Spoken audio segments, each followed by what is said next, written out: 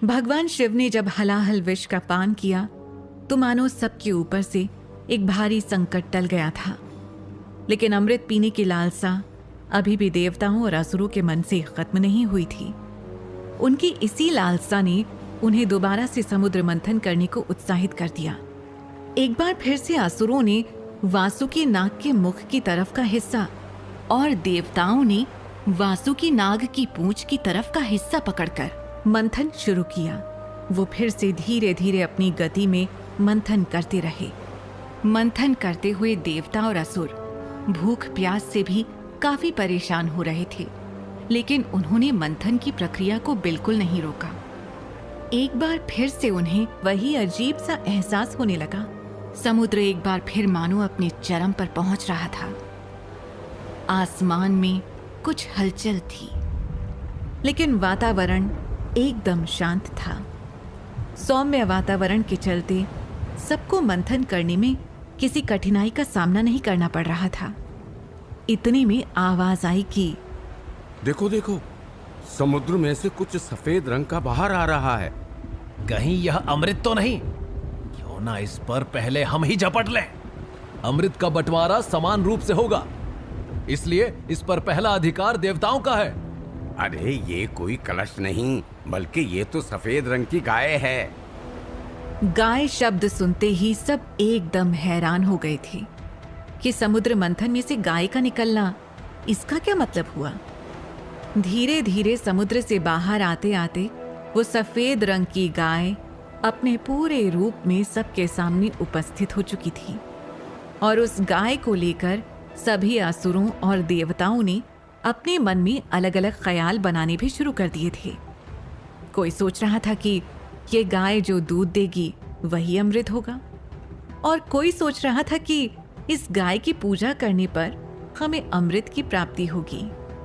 सब अपने अपने विचारों के साथ आगे बढ़ रहे थे। इतने में उस स्थान पर भगवान श्री हरि विष्णु ने आगमन किया। उनके आगमन से सबके वहम दूर हो गए, क्योंकि भगवान विष्णु ने उस गाय के बारे में बताया कि ये सफेद रंग की कामधेनु गाय है। इस गाय का बहुत ज्यादा महत्व है, क्योंकि हिंदू धर्म में गाय को पूजनीय और मां लक्ष्मी का स्वरूप माना गया है। कामधेनु गाय को सभी गायों की माता का दर्जा प्राप्त है। कामधेनु गाय दैविक और चमत्कारिक शक्तियों से परिपूर्ण बताई जाती है। उन्होंने बताया कि कामधेनु गाय में 33 करोड़ देवी देवता निवास करते हैं। इसीलिए कामधेनु गाय के दर्शन मात्र से ही सभी कष्टों का निवारण हो जाता है।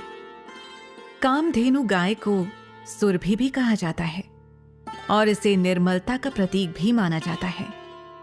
उन्होंने बताया कि ये गाय जिसके भी पास होगी उसे हर तरह से चमत्कारिक लाभ होता रहेगा, लेकिन इस गाय के दर्शन मात्र से भी मनुष्य के हर कार्य सफल हो जाते हैं।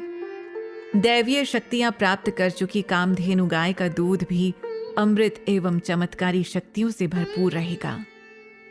सभी ऋषि मुनि इस बात को सुन काफी खुश हुए और उन्होंने भगवान विष्णु से याचना की कि वो इस गाय का पूरी तरह से पालन पोषण करेंगे, इसीलिए उन्हें ये गाय सौंप दी जाए।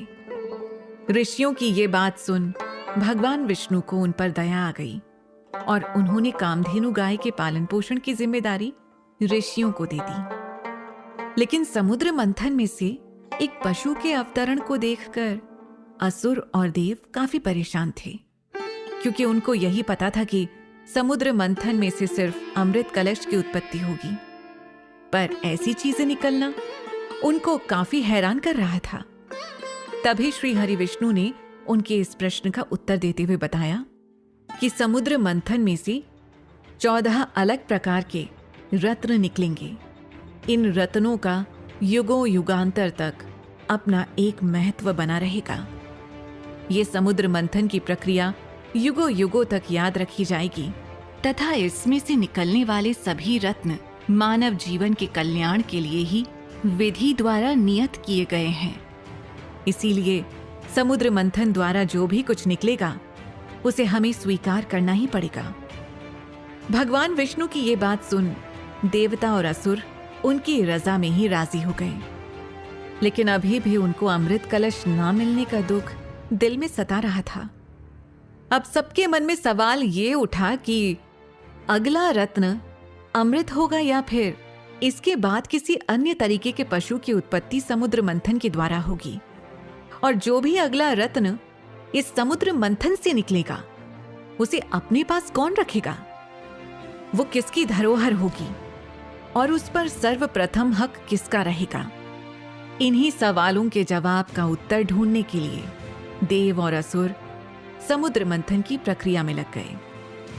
समुद्र मंथन में से अगला रत्न कौन सा निकलेगा और उस पर सबसे पहला हक किसका होगा,